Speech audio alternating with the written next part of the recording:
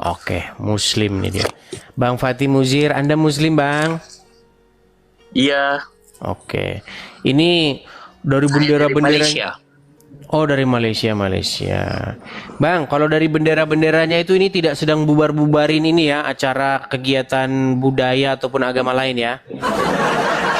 Tidak, saya orang Muslim. Bukan, Bang. Saya pernah dengar, Bang, bahwa ada oknum. Saya bilang oknum ya, Bang ya, tidak semua. Sekarang saya mau tanya, Bang, di sana sedang gongsi facai?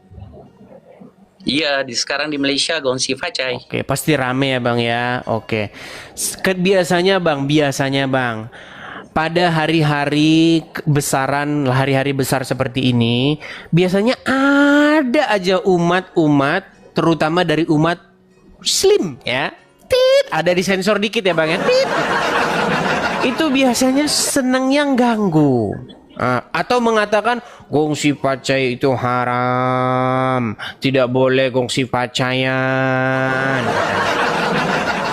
Saya mau tanya, Bang, apakah di Malaysia ada seperti itu, Bang? Ada? Di Malaysia kita melihat perbezaan sama ada benda itu berkaitan dengan akidah, agama ataupun tidak. Kalau tahun baru Cina itu tidak bersangkut dengan kepercayaan karut ataupun kepercayaan yang bertentangan dengan nilai-nilai Islam, maka kita boleh menyambutnya sebagai adat. Oke, yang mau saya tanyakan begini, Bang. Ada nggak di Malaysia orang-orang Islam yang mengomong begitu bahwasanya gongsi pacai itu haram gitu? Ada nggak? Di Malaysia, gongsi facai, kalau gongsi facai tak ada. Tapi kalau Christmas ada. Sebab dia berkaitan dengan tahun baru Cina. Oke, baiklah. Apa dia tahun baru Cina? Dia tahun baru betul. Baik. Jadi begini, Bang. Ya, puji syukurlah kalau misalnya nggak ada. Kalau di negeri Indonesia itu ada, Bang. Ya, ada aja orang-orang kayak begitu. Pokoknya setiap ada sesuatu yang lain dia pasti ngomong aja terus pasti. Kalau ada Natalan haram, ya kan? Haram, jangan ikut Natalan, haram. Tapi kalau dikasih duit, itu halal. Itu kalau duitnya itu halal kalau duitnya. Memang begitu. Saya ada mengikut sedikit video-video Edis, Bang Edis. Gimana, Bang? Okey, jadi saya tengok Bang Edis menggunakan Al-Quran dan hadis. Betul. Untuk menyanggah, menanggapi Islam, Muslim itu sendiri. Setuju? Betul, setuju, Bang. Okey. Tapi saya bagi tahu, kalaulah ini persoalan telurnya, soalan dasarnya. Kalau Al-Quran itu sendiri telah dipersetujui daripada Muhammad atau sendiri ataupun daripada Allah Ta'ala, itu persoalan akarnya kita kena selesaikan dahulu. Jadi menurut Edis bahawa Nabi Muhammad itu menulis sendiri Al-Quran itu. Baik. Ataupun bagaimana? Baik. Sepanjang saya belajar Al-Quran, Bang ya, saya baca dari Al-Fatihah sampai Anas, tidak ada indikasi bahwa Muhammad menulis Al-Quran. Tidak ada. Bahkan Bang ya, kalau saya ditanya, pernahkah Muhammad disuruh menulis Al-Quran? Tidak pernah. Jadi di dalam ayat Al-Quran belum pernah ada perintah ya Muhammad ataupun ya Rasul, tuliskanlah di dalam sebuah kitab. Nggak ada. Nggak pernah ada. Makanya waktu saya belajar di dalam buku Sirah Nabawiyah, justru penulisan Al-Quran dilakukan setelah Muhammad meninggal. Pada waktu itu ada seorang Khulafaur Rasyidin, namanya itu adalah Abu Bakar. Dia berkata kepada Umar ibnu Khattab tentang upaya untuk menuliskan Al-Quran. Tetapi Umar bin Khattab berkata, sesungguhnya ini adalah sebuah perkara yang haram karena Rasulullah tidak pernah memerintahkan untuk menulis Al-Quran. Tambah bingung lagi kan? Bukan. Pokoknya mereka menulis berdasarkan apa yang keluar daripada mulut Nabi Muhammad. Ataupun Okey. mereka menulis berdasarkan apa yang mereka datang daripada akal mereka sendiri. Oke, apakah pernah Muhammad memerintahkan untuk menulis Al-Quran? Sudah tentu. Sekarang Oke, coba dalilnya, Bang. Dalilnya dulu, Bang. Kita tidak boleh berasumsi. Persoalannya. Begini, Bang, kita tidak boleh berasumsi. Harus ada sumber atau dasarnya. Coba di mana Muhammad menyuruh Persoalannya di dalam menulis Al-Quran Al-Quran? itu terdapat kisah-kisah Nabi terdahulu seperti Nabi Adam sampai Nabi Isa. Jadi daripada mana mereka mendapat cerita itu? Daripada mana dari Alkitabnya orang Kristen. Jadi kalau Nabi Muhammad ataupun orang-orang Arab ini, mereka berbahasa Arab, sedangkan Alkitabnya orang Kristian ini daripada bahasa Hebrew. Dari jawapan ini pernah dituduh semasa zaman Nabi bahawa Nabi Muhammad mengambil Al-Quran daripada kitab-kitab Nabi bangsa lain, sedangkan kitab Injil dan kitab Torah berbahasa Nasrani dan berbahasa Hebrew. Oke, itulah sebabnya Muhammad pernah menyuruh seseorang yang bernama Zaid belajar bahasa Hebrew. Mau saya tunjukkan dalilnya? Adakah Nabi Muhammad sendiri boleh berbahasa Hebrew? Iya, bukan dia, tetapi sahabatnya disuruh belajar bahasa Hebrew untuk apa? Nih, saya tunjukkan Pada waktu ya. bila itu? Waktu bila itu? Okey, tunjuk. Saya tunjukkan ya. Nih.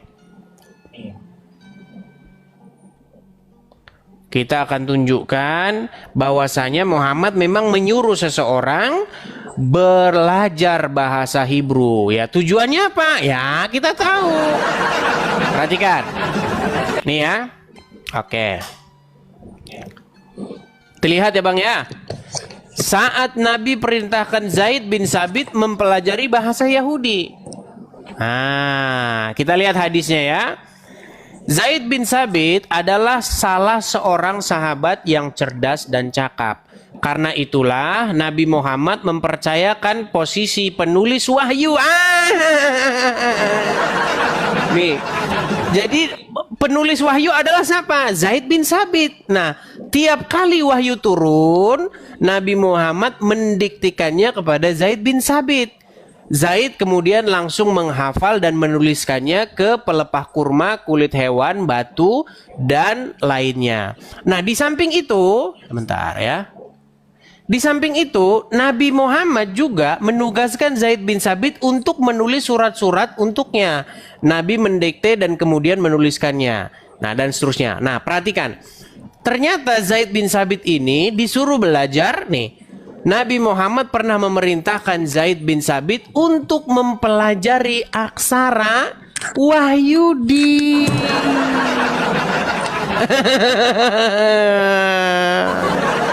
Okey. Jadi kalau Anda berkata bahwa Muhammad kan tidak mengerti belajar bahasa mereka, kitab mereka juga kan berbahasa wahyu di Hebrew. Nah, ternyata disuruh temannya untuk belajar bahasa itu dan orang tersebut langsung menulis wahyu. Sebentar. Saya tunjukkan pula. Nih, silakan. Jawapan dalam Al-Quran. Silakan. Tap-tap layar teman-teman, kencengin teman-teman, tap-tap layar, share-share ya, biar nggak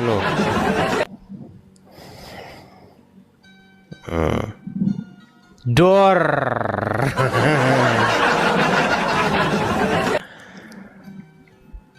Nanti ku kasih Bang satu contoh ayat di dalam Alkitab kami yang ditiru oleh kitab kalian. Okey, sekejap. Saya bagi dulu satu contoh. Ya, silakan. Okay, dalam surah Al-Ankabut Silakan.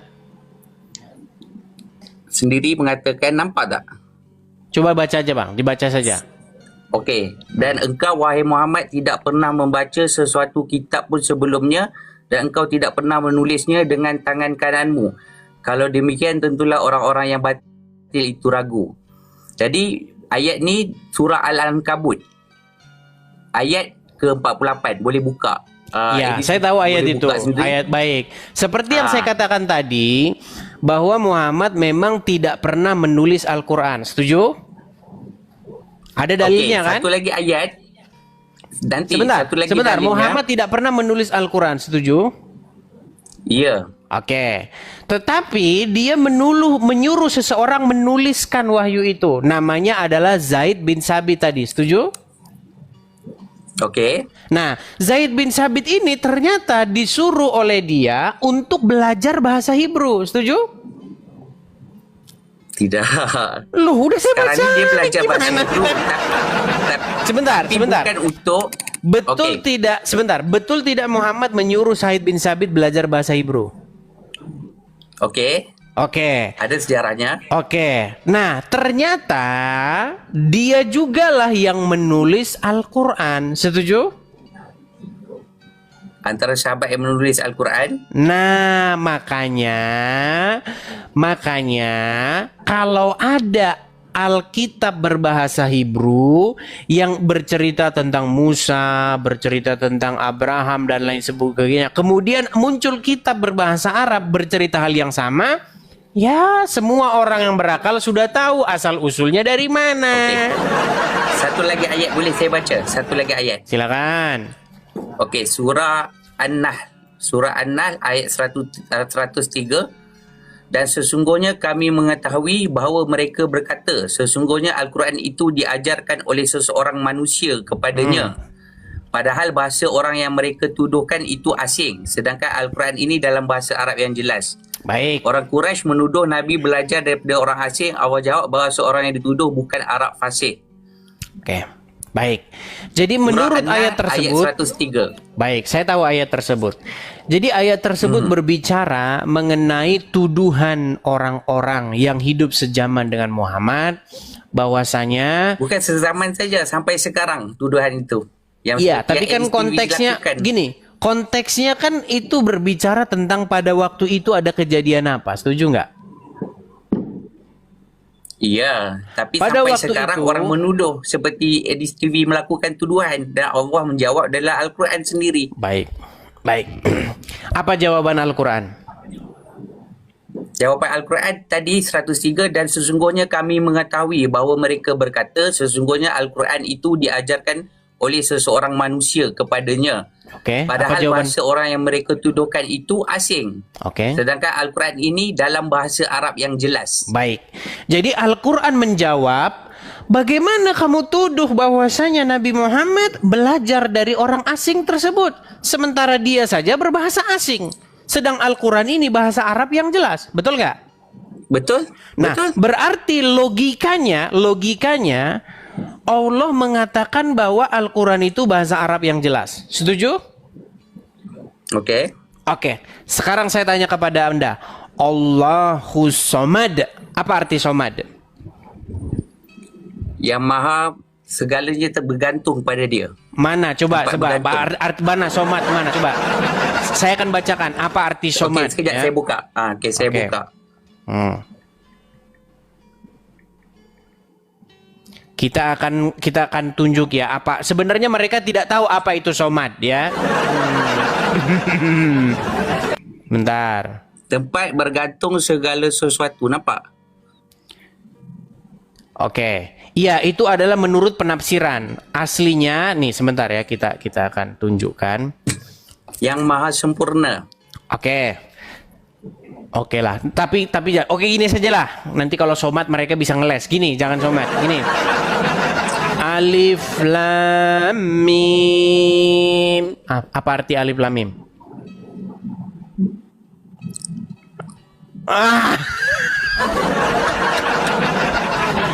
Tadi Anda berkata bahwa sesungguhnya Al-Quran itu berbahasa Arab yang jelas.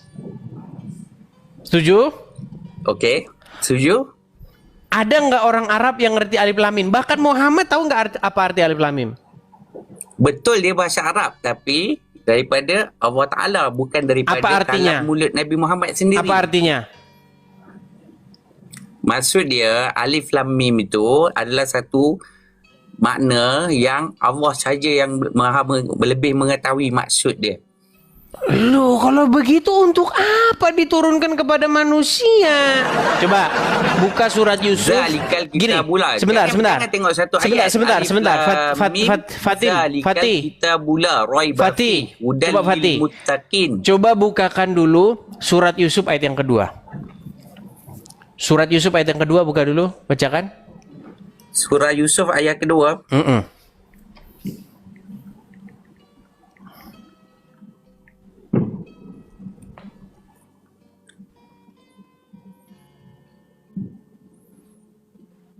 Inna anzalnahu Qur'anan Arabiyyan la'allakum ta'qilun. Artinya? Sesungguhnya kami menurunkan sebagai Al-Quran dalam bahasa Arab supaya kamu memahaminya menggunakan akal. Apa tujuan Quran diturunkan dalam bahasa Arab? Supaya kamu memahaminya menggunakan Supaya akal. kamu memahaminya. Ingat, agar kamu paham. Setuju? Oke, saya ulang satu kali lagi. Agar kamu paham, atau agar kamu tak paham? Agar kamu memahaminya. Oke, coba apa arti alif lam mim? Okey. Okey. Sekarang ni. Okey, Berat. Sekarang ni saya punya isu asal dia adalah okey, Al-Quran ni adakah daripada pencipta ataupun daripada Nabi Muhammad sendiri? Betul. Bang, gini bang, sebentar, Bang Fatih. Persoalan Gini. dasar saya daripada awal tadi. Kita harus bedakan dogma dengan kajian ilmiah. Kalau yang namanya dogma itu nanti tidak akan mungkin bisa kita perdebatkan. Kita membahas hal-hal yang bersifat logika. Setuju? Okey, di dalam Al-Quran ada sejarah nabi-nabi atau tidak? Nah, itu semua berasal daripada Alkitab atau kitabnya orang Kristen dan Yahudi. Okey, saya membukakan satu kisah ya, kisah semasa sebelum hijrah, sebelum Nabi berhijrah ke Madinah, sebelum dia ada kerajaan. Atau gini saja bang, mau nggak kita ambil satu contoh bagaimana sesungguhnya kitab Anda hanya mengutip-ngutip apa yang tertulis dalam Alkitabnya orang Kristen. Mau? Saya kasih contoh? Boleh? Baik. Coba buka Quran surat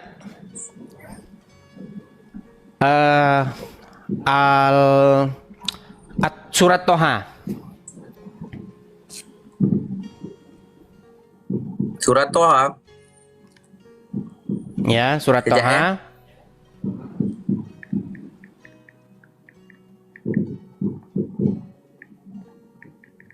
Surat Toha ayat Sebentar ya. Saya bukakan dulu surat Toha. Ayat yang sebentar. Sabar ya. Pelan-pelan bang.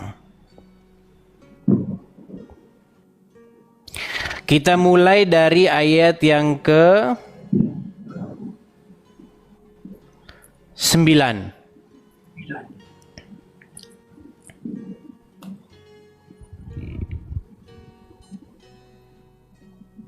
Kisah Nabi Musa. Oke. Di situ dimulai dengan kata-kata apa? Wahal ataka adi Musa. Bahasa ini saja bang, bahasa Melayu saja, Dan sudahkah sampai kepadamu wahai Muhammad kisah Musa?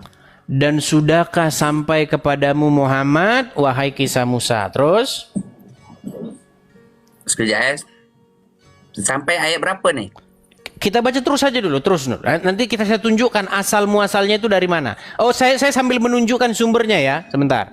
Saya sambil menunjukkan sumbernya itu dari mana. Anda baca di situ, saya baca di sini ya, sebentar. Biar kita hingga berapa? 9 hingga berapa supaya saya senang untuk cari rujukannya. 9 sampai 15 coba ya. Okey. Oke. Dari mana sebenarnya apa yang ada dalam kitabmu itu berasal? Dari sini. Coba. Baca. Lalu sahut Musa, bagaimana jika mereka tidak percaya kepadaku dan tidak mendengarkan perkataan. Gini bang. Abang baca dulu punya abang, saya Ya. baca punya saya. Nanti saya tunjukkan Oh, bahwa okey. apa yang abang baca itu asalnya dari sini. Ini Keluaran pasal keempat ya. Okey. Oke, saya bacakan dulu. Ketika dia melihat api, Sebentar bang, oke. Lalu berkata Sebentar, kepada- sebentar bang, sebentar ya, sebentar. Saya akan bacakan dulu apa yang tertulis di sini ya. Saya akan bacakan, nih ya. Keluaran pasal yang ketiga. Adapun Musa, ia biasa menggembalakan kambing domba Yitro, mertuanya imam di Midian. Sekali ketika ia menggiring domba itu ke seberang padang gurun, sampailah ia ke gunung Allah, yakni gunung Horeb. Lalu malaikat Tuhan menampakkan diri kepadanya dalam nyala api yang keluar dari semak duri. Lalu ia melihat dan tampaklah semak duri itu menyala tetapi tidak dimakan api. Musa berkata, baiklah aku menyimpang ke sana untuk memeriksa penglihatan yang hebat itu. Mengapakah tidak terbakar semak duri itu?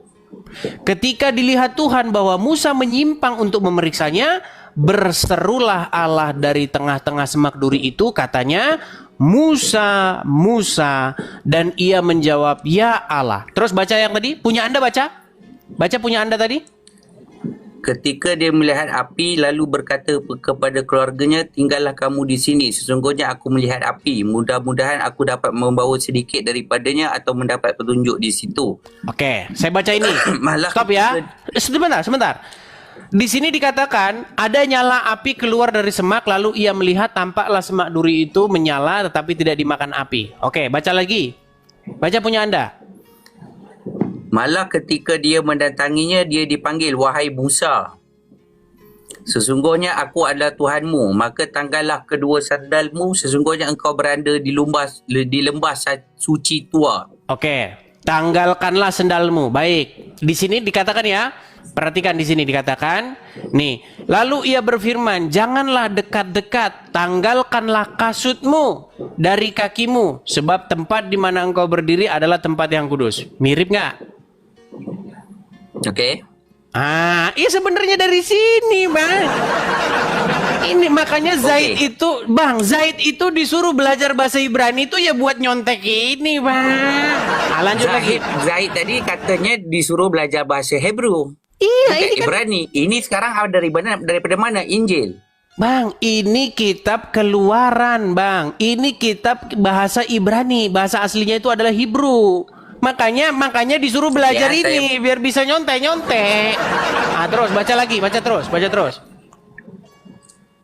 Dan aku ayat 13 ke apa? Ya, terus. Dan aku telah memilihmu, maka dengarlah apa yang akan diwahyukan. Sesungguhnya aku ini Allah, tiada Tuhan selain aku, maka sembahlah aku dan dirikanlah solat untuk mengingatiku. Oke, terus. Sesungguhnya hari kiamat itu pasti datang, aku hampir menyembunyikannya supaya setiap jiwa dibalas menurut apa yang diusahakannya. Nggak nyambung kan? Kenapa Okey, ini apa? Ini kita Sebentar. apa sekarang ni? Kenapa yang gini? kamu buka? Kenapa Allah menyuruh-nyuruh malah ngurusin hari kiamat? Kan nggak nyambung diskusinya. Kenapa Allah berkata kepada Musa, sesungguhnya hari kiamat itu sudah dekat? Kan nggak nyambung. Oke. Terus, baca terus, nggak apa-apa. Baca terus, nggak apa-apa. Memang diselip-selipin begitu biar beda, Dah habis nggak kelihatan ayat 15. sama kan? Coba baca Sudah dulu. habis ayat 15. Iya, Sudah terus nggak habis apa-apa. ayat 16-nya. 16-nya. Sekejap.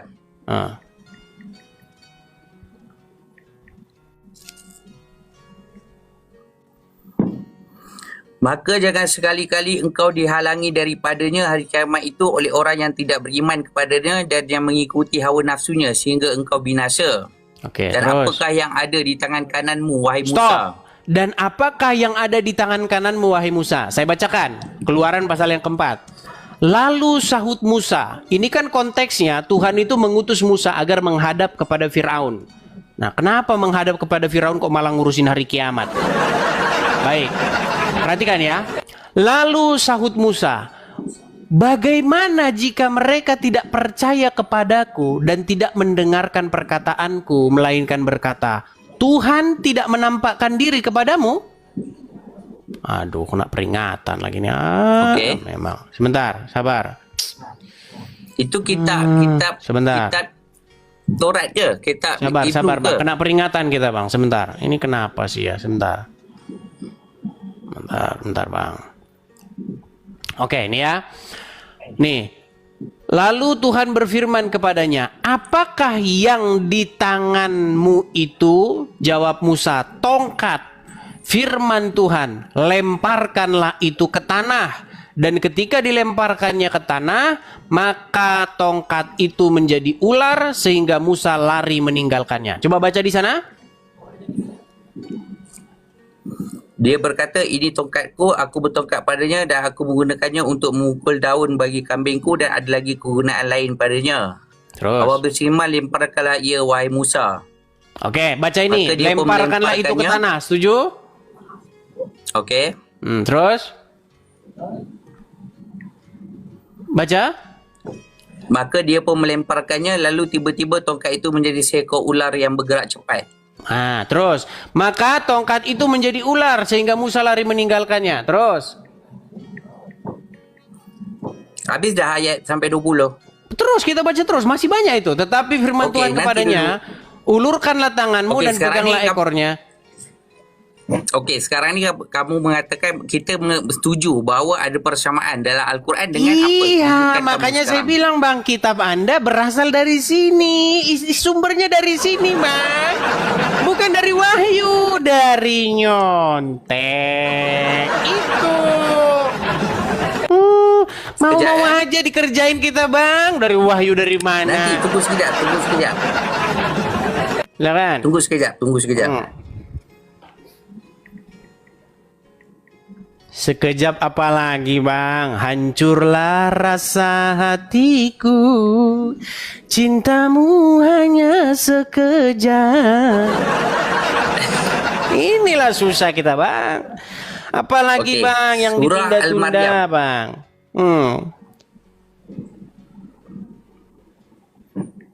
Aduh, sulit ini. Jadi bang, intinya sudah kita dapati bahwa saya sudah baca semua itu bang. Al-Quran sudah saya baca, saya periksa semua. Saya baca juga Alkitab, saya baca semua. Saya sampai pada satu kesimpulan bahwa apa yang ada di tanganmu itu bang, sesungguhnya hanyalah mengutip-ngutip ataupun meniru-niru apa yang ada di dalam kitab kami. Banyak Itu bang. adalah satu tuduhan. Kurang lebih Itu bang, adalah satu tuduhan. 70%.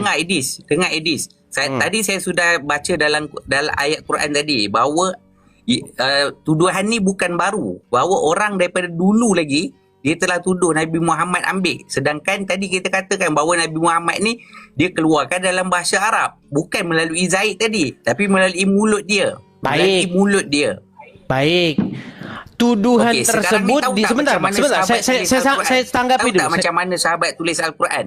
Saya bantah dulu bang, saya bantah dulu. Tuduhan itu dibantah oleh dalam tanda kutip oleh Allah Subhanahu wa taala. Setuju?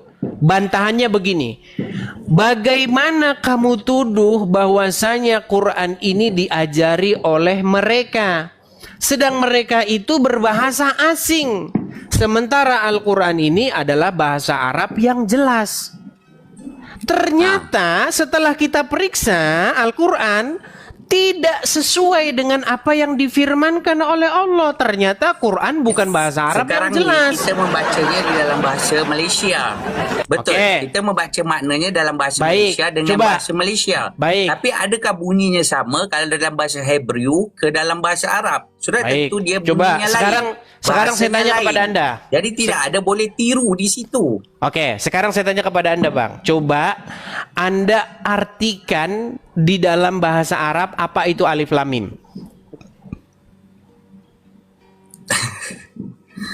Alif Lam Mim. Apa arti alif lam mim? Apa?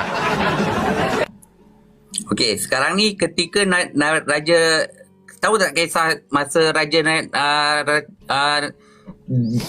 Nabi perintahkan Hayya. Jafar bin Abi Talib Hayya, oi jadi berjumpa Raja pusing Najasyi. dengar-dengar cerita ente. Nanti dulu. Hanya, woi jadi pusing semasa- ini. Bagaimana dulu. Anda berputar-putar terus hanya? Bukan. Okey. Nanti dulu. Tadi satu Mana? cerita bahawa dalam Al-Quran sendiri kita telah buktikan bahawa dalam Al-Quran tadi terkandung apa yang ada dalam kitab. Sedangkan kita mengatakan bahawa Nabi Muhammad sendiri tidak pernah belajar daripada kitab tadi. Telah dijawab dalam Al-Quran. Iya, dia menyuruh orang lain yang bernama Zaid bin Sabit untuk belajar berbahasa Ibrani. Tidak menulis. Dia suruh orang bernama Zaid tadi menulis apa yang dia katakan. Iya, Apa selain yang dia itu katakan. dia suruh. Bukan dia Enggak, suruh belajar Muhammad dan juga tulis menyuruh. sendiri. Muhammad juga menyuruh Zaid bin Sabit itu untuk mempelajari bahasa orang Yahudi. Setuju?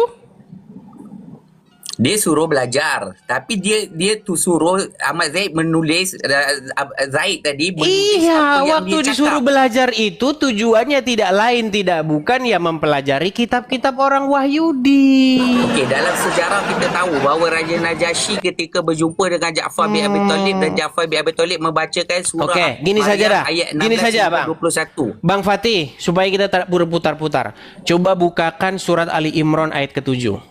Itu adalah pengakuan bahwasanya Quran itu berisi bahasa-bahasa yang tidak jelas. Coba. Ini udah diakui sama Allah. Allah berkata, di satu sisi Allah berkata, Quran ini adalah bahasa Arab yang jelas. Jadi tidak mungkin orang lain yang mengajar-ngajari. Tidak mungkin orang asing mengajar-ngajari ini. Sementara ini saja bahasa Arab yang jelas. Dan di dalam surat Yusuf ayat kedua tadi, Quran ini diturunkan dalam bahasa Arab supaya kamu memahaminya. Tetapi coba buka Ali Imran ayat 7. Ayat 7 makna penuh. Bacakan. Sekejap. Kita udah kena pelanggaran ya teman-teman ya, udah kena 3 Saya pembatasan. tahu ayat Makanya ini, udah. saya pernah dengar. Ah, coba baca dulu, baca. Dialah Allah yang menurunkan kepadamu wahai Muhammad kitab. Dalam kitab itu ada ayat-ayat muhkam. Ayat yang jelas maknanya pokok isi kitab menjadi dasar hukum dan akidah yang tidak menimbulkan keraguan. Ayat-ayat mutasyabihat. Ada pun orang yang dalam Sebentar, hatinya ada apa mutasyabihat itu, Bang? penyimpangan. Jangan bahasa tersembunyi. Apa itu Okey, mutasyabihat? ayat-ayat mutasyabihat ayat yang samar atau memerlukan penjelasan.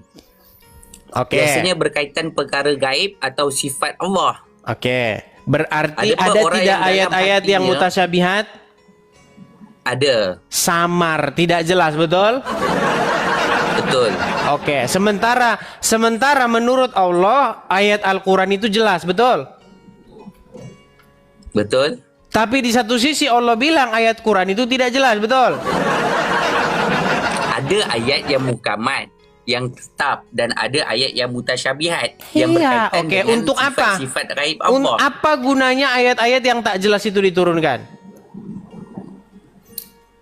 Sekarang ni dikata supaya menjadi tujuan menimbulkan mereka mengikuti ayat-ayat mutasyabihat dengan Iya, itu kan mutasyabihat mereka. dengan Tujuan Allah menurunkan ayat-ayat yang tidak jelas alias mutasyabihat itu apa? Sekejap. Di dalam ini dia memberi penjelasan sekali. Dia tidak memberi makna penuh. Iya, apa tujuannya ditunjukkan ayat-ayat itu?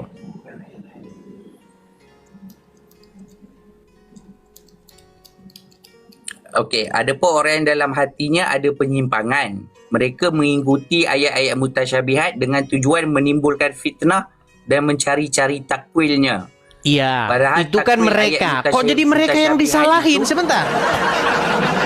Kan Allah yang menurunkan ayat yang tidak jelas. Tapi malah orang yang disalahin. Gimana? Maksud saya Sekarang ni macam ni. Yang begini, pertama sekali. dari pihak Allah, apa tujuan diturunkannya ayat-ayat yang tidak jelas? Okey, sekarang ni kamu yakin Quran turun daripada Allah? Kan saya ikuti apa yang Anda pahami dulu. Anda mengatakan Bukan, sekarang ni bahwasanya saya tanya, kamu yakin Tuhan turun tentu daripada Allah? tidak. Bahkan Menurut Okey, saya jadi kamu kata bahawa Muhammad yang menulis Quran. bukan, yang menulis adalah para pengikutnya yang disuruh belajar bahasa Ya, Nabi Muhammad yang Ibrani. mencipta Al-Quran pakai kepala dia. Nabi Muhammad mencipta Al-Quran pakai otak dia dan menuturkan supaya sahabat sudah menulisnya. pusing mendengarkan keterangan Anda yang berputar-putar hanya. Saya kira kamu yang sedang pusing sekarang. Yang pusing saya karena mendengar penjelasanmu yang berputar-putar hanya. Tadi saya tanya juga pusing kerana kamu tadi setuju. Kamu tadi setuju bahawa Nabi Muhammad tidak mungkin mengambil. Apa tujuan Allah menurunkan ayat-ayat yang tidak jelas? Anda Itu tidak sebab bisa saya kata, jawab. kalau sekarang ni perkara pokok dasar dia adalah adakah Nabi Muhammad mencipta Al-Quran sendiri atau dia mendapat Bang, wahyu bukan ke daripada situ, Allah? Bang. Bahasan kita bukan ke situ. Bahasan kita Tak, adalah daripada awal tadi saya kata bahawa perkara telurnya, perkara dasarnya adalah adakah Nabi Muhammad mencipta Al-Quran sendiri atau dia mendapat wahyu daripada Allah? dia tidak Kalau pernah kita mendapatkan setuju- wahyu, Bang. Dia tidak pernah mendapatkan Okey, kalau wahyu. kita setuju bahawa Nabi Muhammad mencipta Al-Quran sendiri, maka perbahasan ini sudah habis. Kalau kita setuju bahawa Nabi Muhammad mendapat wahyu daripada Allah, juga perbahasan ini sudah habis. Jadi, antara dua sekarang ni, adakah kita ada persamaan menyambung dalam perkara ini? Sekiranya kamu setuju dengan saya mengatakan Nabi Muhammad mendapat wahyu daripada Allah Ta'ala, dia tidak mungkin Dia tidak mencedoknya pernah daripada kitab mendapatkan lain. wahyu, Bang. Dia tak pernah mendapat wahyu. Dia itu menyuruh orang untuk belajar bahasa Hebrew. Nah, nanti di Okey, situ Nabi Muhammad semasa wahyu pertama dia tidak pernah, dia cuba keluar berjumpa dengan isteri dia saja. Dia tidak pernah Berjumpa dengan sesiapa siapa? lain selain daripada isteri dia. Ketika ya, dia nanti dibuat kita Hira. lari kemana-mana hanya. Kita Bukan jadi lah, lari ini kisah kemana-mana, sejarah. Bang. Hanya. Ikan Ini tadi kisah bahasan sejarah yang bahasan mana kita, mesti Bang. setuju. Bahasan Ini perbahasan kita. sejarah. Bahasan kita tadi Allah berkata. Ini kan menurut kalian kan Allah berkata, padahal menurut saya yaitu bukan Allah, itu sebenarnya Muhammad dan teman-temannya. Begini. Bilang begini. Sesungguhnya Al-Quran itu kata mereka diajarkan oleh orang-orang asing. Tuduhanmu itu salah. Bagaimana kau katakan Quran itu diajarkan oleh orang asing, sementara Quran ini bahasa Arab yang jelas? Setuju? Okey. Nah, kita buktikan apakah benar Al-Quran bahasa Arab yang jelas. Ternyata di dalam Al-Quran didapati bahasa-bahasa yang tak jelas. Bahkan Allah, saya bilang Allah tanda kutip, Bang, ya, quote and quote, ya. Kenapa saya katakan Allah quote and quote? Karena itu kata mereka, padahal sebenarnya itu adalah Muhammad dan teman-temannya. Begini. Okey, kita kena fahami. Sebentar, Bang. Sebentar, begini.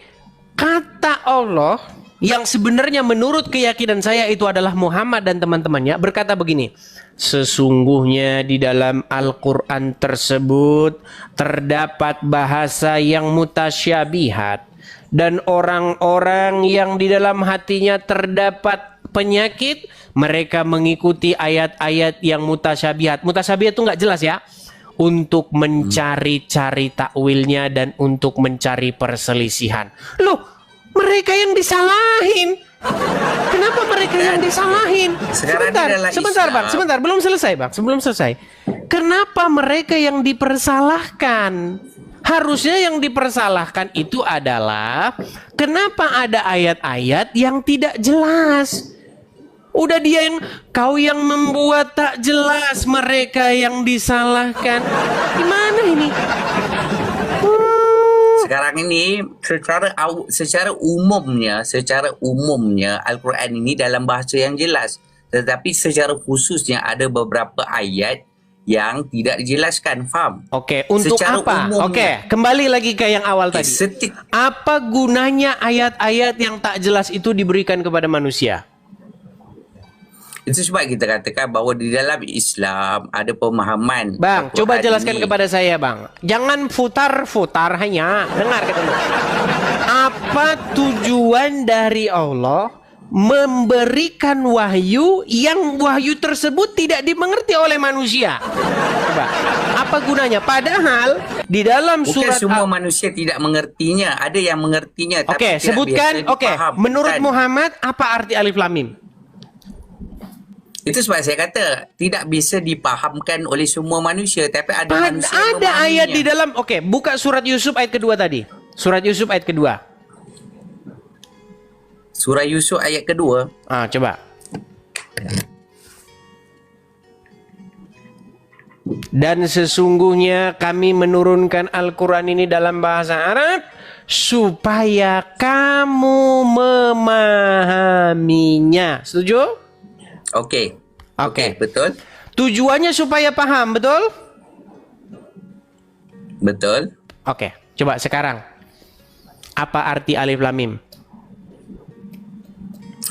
Okey, sekarang itu saya kata secara umumnya supaya kamu faham. Nah, Tapi ada beberapa ayat. mutar-mutar. Pernah dengar dalam Ayah, surah Al-Kahfi saya kisah sudah Nabi pusing, Musa ayah. berjumpa dengan Nabi Khidir. Baiklah, Pernah saya sudah Okey. pusing kepala, perlu paramek hanya. Oke, baik. Kita lanjut lagi nanti Bang ya. Karena kita sudah kena pembatasan nih Bang, oke? Saya turunkan dulu ya. Oke, baik, saya turunkan. Hanya kepala sudah pusing. Saya. Coba jelasin nama saya dulu, ketuhanan itu apa? Karena nggak ada loh istilah ketuhanan, itu belum pernah ada. Itu istilah-istilah yang dibikin-bikin belakangan ini sama orang-orang seperti kalian ini. Coba. Baik di dalam Begini Bang, kalau di Islam ya Bang, ketuhanan itu ada di definisinya nih. bukan di surat Al-Ikhlas. sebelum Anda tahu kita tuh. Bang, kalau ngomong tuh pelan-pelan gini. Coba jelaskan dulu kepada saya apa itu ketuhanan. Ketuhanan adalah begitu. Setahu saya Bang ya, yang ada itu begini. Yang ada itu begini, yang ada itu ya. Keadilan, ada definisinya. Kemudian kesabaran, ada definisinya. Kalau ketuhanan itu sama dengan keairan. Apa keairan itu? Ini coba jangan bikin kosakata baru gitu loh. Nggak ada ketuhanan itu, apa ketuhanan itu? Coba jelaskan dulu Mas saya. Ya itu yang mau saya jelaskan kalau di Islam ini Bang. Definisi Tuhan itu ada di surat Al-Ikhlas. Itu Anda tahu bukan kan definisi. surat Al-Ikhlas? Oke, coba bacakan kepada Itu saya. ketuhanannya. Coba definisikan, coba bacakan Ini kepada artinya saya. aja ya Bang. Tuhan itu Esa. Dialah Bang, Allah nggak yang Maha ada Esa. Bang. Gini sebentar. Di dalam Al-Quran tidak ada Tuhan itu Esa. Di dalam Al-Quran bahkan nggak ada kata Tuhan. Di dalam Al-Quran itu ada kul huwallahu ahad. Ada ilah. Ilah itu Tuhan artinya Bang. Bang, di Ilah. situ tidak ada kata ilah, yang ada Allah. Ya Allah itu namanya, nama Tuhan tersebut. Ilah kan ada asyhadu alla ilaha illallah. Nggak ada Bang di Nggak ada situ Tuhan Tuhan, selain jangan mengada-ngada. Di dalam surat Al-Ikhlas itu tidak ada kata Tuhan, yang ada kata Allah. Allah itu dikatakan di Ya, dalam benar. di dalam Al-Ikhlas tersebut adalah ahad. Betul. Betul, di surat inilah Oke. Bang, surat An-Nas. Qul a'udzu birabbin nas, malikin nas, ilahin nas. Tuh, Tuhannya manusia, Oke, ilahin apa arti dari Robbinas? ilahin nas. Robbinas juga ada, gimana sih? Coba baca surat Al-Ikhlas, Anas coba. Ya, Qul a'udzu birabbin nas, malikin Robbinas, nas. apa arti Robbinas? Nggak ada Robin Nas Bang, malikin nas. Nggak ada sih. Coba baca dulu, baca ulangin, coba. A'udzu birabbin nas, Robbinas, malikin betul. nas. Robbinas, betul nggak? Ada nggak? Anda nggak hafal surat An-Nas tapi Anda seolah-olah hafal gitu. Bentar, Nah, kita saya tunjukin hafal dulu surat ya. An-Nas, Sebentar, Bang. sebentar. Nggak ada katanya Robbinas. Memang berat ini dia ini ya. Sebentar Malikin ya. nas, ilahin nas. Sabar. Coba cari. Sabar, tenang ya. Surat An-Nas. Oke. Kita buka di sini. Saya balikin dulu kamera saya, Bang ya.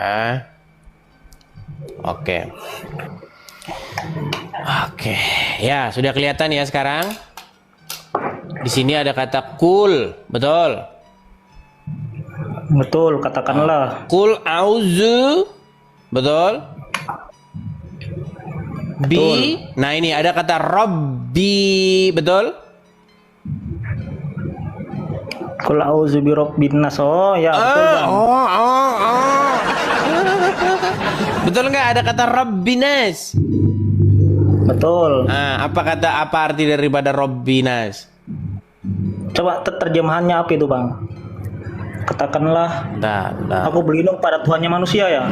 Iya, dan ini sebenarnya bukan Tuhan tapi Tuan.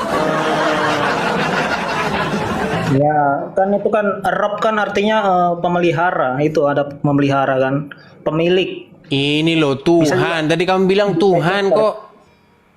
Tuhan Ya, kan betul. kamu bilang Tuhan. Berarti Allah Tuhannya manusia. Ya, betul. Nggak, kita ke Rabb, arti pemilik. Pemilik apa tadi itu? Pemilik.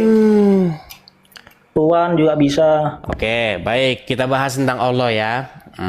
Gini, Nggak, Bang. Bang, kita bahas ke konsep ketuhannya Bang Edi sini. Oke, baik. Karena berbeda dengan Kristen lainnya Ya kan. memang berbeda. Kalau sama ya agama kita sama, beda Bang, beda. Nah, coba jelaskan Bang. Begini ya, perbedaan ya Tuhan Anda dengan Tuhan kami itu begini. Kalau Tuhan kami itu bisa menyatakan keberadaannya. Begitu. Nah, kalau Tuhan kalian itu tidak bisa menyatakan keberadaannya. Makanya Tuhan kalian itu berasal daripada imajinasi ya, itu si M. Makanya kata Aisyah pernah berkata, sesungguhnya aku tidak pernah melihat Tuhanmu kecuali begitu sigap menuruti hawa nafsumu. Nah, jadi kesimpulannya Tuhan kalian itu pekerjaannya adalah menuruti hawa nafsu dari si M. Nggak, jangan ke situ Bang. Berarti intinya Tuhannya Bang Edi Sebentar, saya tanya dulu. jadi manusia. Tenang dulu, Alif. Tuhannya Bang Edi menjelma jadi manusia gitu kan. Begini. Karena Bagaimana? kelihatan Bagaimana? Ya, makan mau saya jelaskan kan? Mau saya jelaskan? Oke. Ya, betul. Silakan. Bagaimana Tuhan yang Maha Kuasa yang menciptakan langit dan bumi ini menyatakan keberadaannya? Nah, caranya itu dengan cara dia mengutus Sang Firman atau anaknya menjadi manusia. Seperti itu. Nah, ketika Sang Firman itu datang ke dunia menjadi manusia, dia itu disebut sebagai Immanuel, yang artinya Allah beserta kita. Jadi, kehadiran Yesus di tengah-tengah umat manusia itu adalah kehadiran daripada Allah. Makanya kata Tuhan Yesus, barang siapa yang melihat aku, ia telah melihat dia yang mengutus aku. Jadi di mana ada Yesus, disitulah Allah berada. Disitulah Allah hadir di tengah-tengah manusia. Makanya kami itu mengenal dengan istilah yang namanya Shekinah. Shekinah itu artinya Tuhan berkemah di tengah-tengah manusia. Begitu. Jadi di mana ada Yesus, di situ ada kebangkitan. Di mana ada Yesus, di situ ada hidup yang kekal. Begitu. Ya, maksudnya menjelma jadi manusia, bukan Yang menjelma Yesus menjadi datang ke manusia itu gini saya jelasin. Tuhan, bukan begitu. Gini, bukan menjelma sebenarnya ya, mengambil rupa gitu. Sebagai yang menjadi manusia, yang mengambil rupa menjadi manusia itu adalah Sang Logos, begitu. Bapa di sorga, dia tetap berada di sorga. Dia tidak pernah menjelma menjadi manusia. Bapa di sorga itu tidak pernah menjelma jadi manusia. Jadi yang turun menjadi manusia itu adalah Dafar atau Sang Firman. Begitu. Nah, Sang Berarti Firman Yesus itu utusan yang Yesus utusan yang menjelaskan tentang Tuhan Bapa di surga gitu Bang. Iya, Bukan mencerminkan. menjelma ya. Jadi Yesus adalah dia yang mengejawantahkan Bapa di sorga itu. Jadi melihat Yesus itu sama seperti melihat Bapa di sorga. Mendengar Yesus Ya, itu karena, sama seperti mendengar dijelaskan Bapa sama di sorga. Yesus gitu. Begitu. Dijelaskan sama Yesus, Nabi Isa, Nabi Musa, kayak gitu. Bukan lah, Nabi Bang. Isa, Bang. Nabi Isa itu adanya di dalam Al-Quran. Itu produksi kalian, produksi Arab Saudi. Bang, saya nggak pakai Yesus. Loh. Yesus emang sama dengan- gitu, Bang. Gimana sih? Yesus Alif, sama dengan Musa nggak Bang? Sebagai utusan bentar, yang jangan lari menjelaskan kemana-mana. tentang Tuhannya. Anda kan bertanya dulu tentang konsep ketuhanan. Ketuhanan Anda bahasa tadi kan. Gini Bang. Jadi kepada siapa kami bertuhan atau bertuan? Yaitu kepada Yesus. Karena bertuhan kepada Yesus itu sejatinya adalah bertuhan kepada Bapa di surga. Karena Yesus itu adalah pengejawantahan daripada Dia. Begitu Bang. Jadi kalau Pengejawantahan kami maksudnya kalau yang menjelaskan tentang Tuhan atau dia Kalau kami menjelma dipimpin- atau gimana Bang? kalau kami dipimpin oleh Yesus, itu ya sebenarnya kami itu lagi dipimpin oleh Bapa di surga. Kalau kami bertuhan kepada Yesus, ya kami itu sebenarnya bertuhan kepada Bapa di surga. Begitu. Berarti kalau saya bilang Bang Edis ini mirip dengan Muslim. Muslim juga menganggap Nabi Salah. Muhammad itu yang menjelaskan tentang Tuhan. Kalau kita mendengarkan Nabi Muhammad Ya, sama dengan mendengarkan Tuhan. cuman bedanya kalau kalian bertuhan kepada Tuhannya orang-orang penyembah berhala Quraisy. Coba nih, kita mau jujur-jujuran ya, gini. Ya. Sebentar. Gini Nah, saya pelan-pelan ya. nggak mau membahas yang di situ Bang. Kamu ketakutan Anda kalau salah dibahas itu. agamamu. Inilah teman-teman. Mereka kalau bertanya nomor satu. Kalau ditanya langsung mau lapor polisi. Artinya kita selesaikan dulu Bang pembahasan Bang Edis ini. Bisa nanti ke situ. Cuma selesaikan Gini, dulu yang Bang Edis Alif. ini gimana sebenarnya. Alif, coba dengerin saya, Alif. Gini. Dulu waktu Muhammad berumur sebelum berumur 40 kan dia belum jadi nabi kan? Betul nggak? Betul. Enggak. Oke. Waktu dia sebelum berumur 40, pertanyaan saya sama kamu, dia melakukan ritual keagamaan enggak?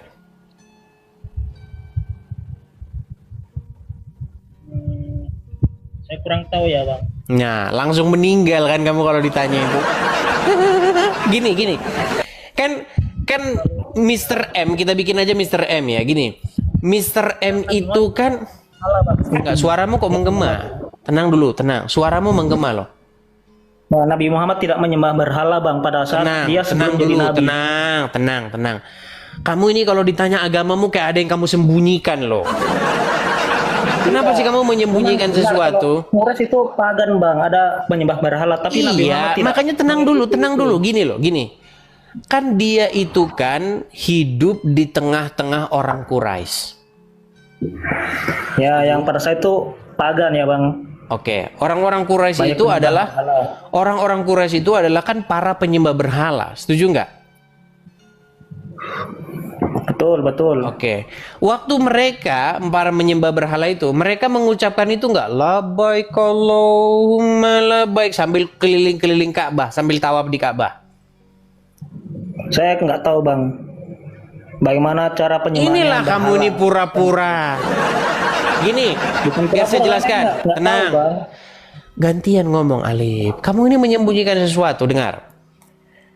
Menurut sumber dari agama itu sendiri, agama itu maksudnya agama Islam ya. Orang-orang Quraisy itu pada waktu itu mereka melakukan ritual agama mereka di Ka'bah. Setuju? Ya betul. Oke, mereka apa tawaf. ritualnya? Mereka tawaf di Ka'bah. Setuju? Setuju. Bahkan ada yang sampai telanjang. Oke, Tapi mereka Nabi tawaf. Muhammad tidak mengikuti itu. Ya, mereka tawaf sambil telanjang. Nah, pertanyaan saya kepada Anda, waktu itu mereka sedang mempraktekkan ajaran agama penyembah berhala di situ. Setuju? Setuju. Nah, itulah yang diterusin oleh nabimu itu. Cuman sebentar, dipoles dikatakan inilah ajaran agama-agama sebelumnya. Itulah fitnah yang nyata. Dan tiadalah nabimu itu melainkan adalah seorang pembawa fitnah yang nyata. Tapi sebentar, saya mau kasih tahu gini. Memang betul yang dikatakan Bang Edis, kalau Nabi Muhammad itu di lingkungannya pada saat itu kaum Quraisy itu menyembah berhala. Nah, sebagai kenapa? perantara lah. Makanya saya bilang agamamu itu asal usul sebentar. Agamamu itu aslinya adalah gitu. telur. Gini, agamamu itu adalah telur atau anak pinak dari agama orang-orang Quraisy. Enggak Bang. Anda Gimana itu? Itu fakta membuktikan Oke, saya itu. tanya dulu ke Bang Edis nih tentang Nabi Muhammad. Bukankah pada saat Fathul Mekah, Nabi Muhammad dan para sahabatnya itu menghancurkan berhala-berhala yang disembah? Ditinggalin satu, namanya Hajar Aswad. Makanya sekarang kalian kalau dulu gini sebentar, kalau dulu berhala-berhalanya banyak, ada macam batu. Loh, ini loh. Saya kasih tunjuk ya. Dulu mereka itu suka menyembah batu. Nih. Saya tunjukkan sama kamu hadisnya ya. Nih, hadis. Nih. Ya, kebiasaan sebentar ya.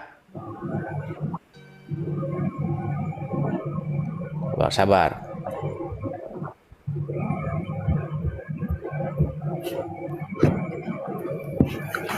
Nih, saya tunjukkan kepada kamu hadisnya. Oh, belum tahu dia saudara-saudara ya. Nih. Nih ya, saya balikan. Nih. Kelihatan di sini ya? Kelihatan? Nah, besok teman-teman kita udah pakai pakai Ya, iPad biar nggak kecil. Gini, lihat nih. Perhatikan nih. Ya. Kebiasaan kaum Quraisy membawa batu untuk disembah berakar dari penyimpangan ajaran tauhid Nabi Ibrahim yang dirintis oleh Amr bin Luhai yang membawa berhala seperti Hubal ke Mekah. Mereka membawa batu-batu itu dari tanah haram sebagai penghormatan saat bepergian yang kemudian disembah sebagai perantara nih ya. Nih hadis-hadisnya ada nih. Nih. Bagaimana mereka? Nih kita bacakan saja ya nih. Amr bin Luhai nih. Ini ya. Amr bin Luhai orang pertama sejak bangsa Arab sembah berhala. Bentar, kita hapus dulu iklan-iklannya ini ya. Nih. Di dalam hadis-hadis dikatakan begini, bahwasanya mereka itu biasa membawa batu. Nih. Amr bin Luhai adalah orang pertama. Saya bacakan dulu, tenang, Bang. Tenang. Ya. Mereka berkata nih, ya, Amr bin Luhai pergi ke Mekah dari negeri Syam untuk sebuah keperluan. Saat tiba di Ma'arib, daerah di Balqa, Amr bin Luhai melihat orang-orang Al-Malik sedang menyembah berhala. Nah, mereka berkata kepada Amr bin Luhai bahwa berhala-berhala ini bisa mendatangkan hujan jika mereka memintanya. Patung-patung itu juga bisa melindungi mereka saat mereka membutuhkannya. Nah, Amr bin Luhai pun meminta agar mereka diberi satu patung untuk dibawanya ke tanah Mekah, agar orang-orang juga bisa meminta pertolongannya. Lalu mereka memberi Amr bin Luhai sebuah patung yang bernama Hubal. Ini hadisnya nih. Sesungguhnya aku melihat patung-patung semisal ini disembah di negeri para nabi Syam dan seterusnya. Nih. Jadi Amr bin Luhai itu dan orang-orang Quraisy memang biasa mereka nih. Diriwayatkan dari Abu Hurairah, nih ya, Nabi Muhammad pernah berkata, aku pernah melihat Amr bin Luhai, nih ya, ususnya dan seterusnya nih ya. Nih, jadi jelas mereka itu biasa membawa batu dan ditaruh di Ka'bah untuk disembah. Nah, sekarang tinggal satu, namanya batu hitam.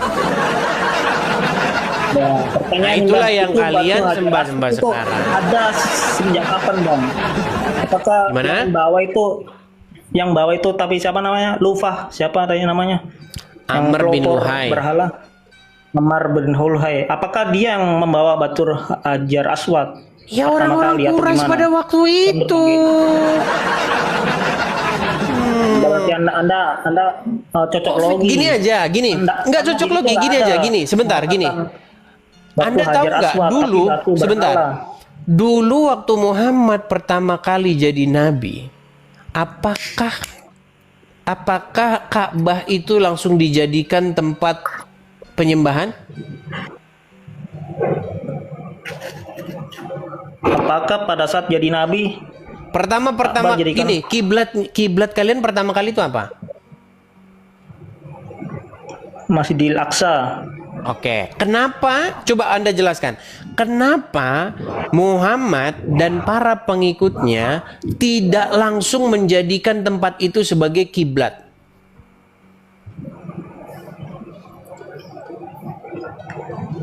Saya kurang tahu bang, saya awam. Awam yang saja Anda jelasnya, Bang, naik ke sini. Ya, saya jelaskan supaya enggak. Gini, secara logis, gini aja. Anda setuju nggak Tapi cerita yang saya tahu bahwa ya bang. Cerita yang gini, saya tahu. kalau kita kenapa ngomong tuh pertama ngomong tuh satu-satu, Alif. Gini, Di Laksa itu ya perintah Tuhan. tenang. dipindahkan Kita karena ngomong Nabi satu-satu, Muhammad tuh Alif. diejek Alif. gitu. Kita ngomong satu-satu. Ya. Diejek sama kaum. Kita ngomong Ya, silakan satu-satu. dulu. Gini, kenapa dia tidak menjadikan tempat itu sebagai tempat penyembahan? Jadi sebenarnya Muhammad dan para sahabatnya tahu bahwa tempat itu adalah tempat penyembahan berhala. Setuju?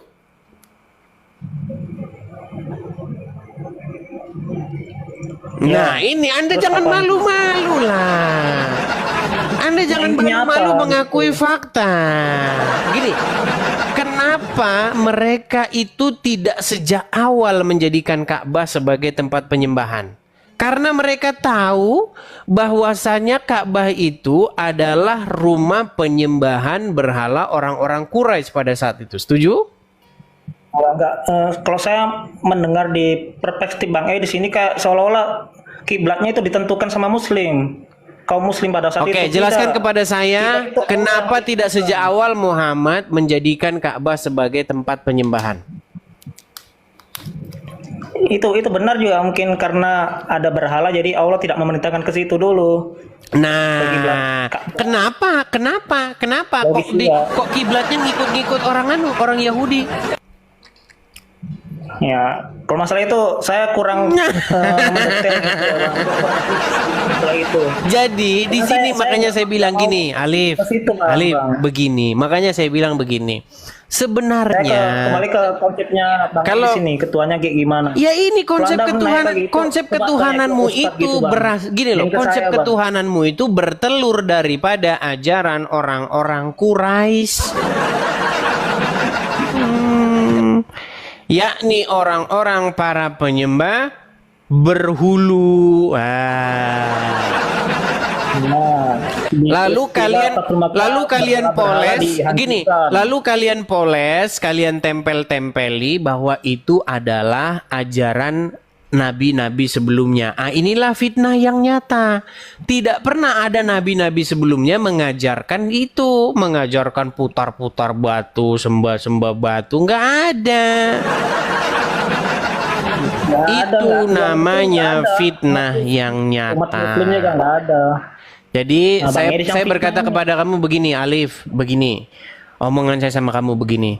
Coba mulai sekarang ya, di hari yang baik ini kamu sudah waktunya ganti Tuhan. Jangan Bang. lagi kamu Kita kembali ke topik menuhankan utama, Mr. Bang. M.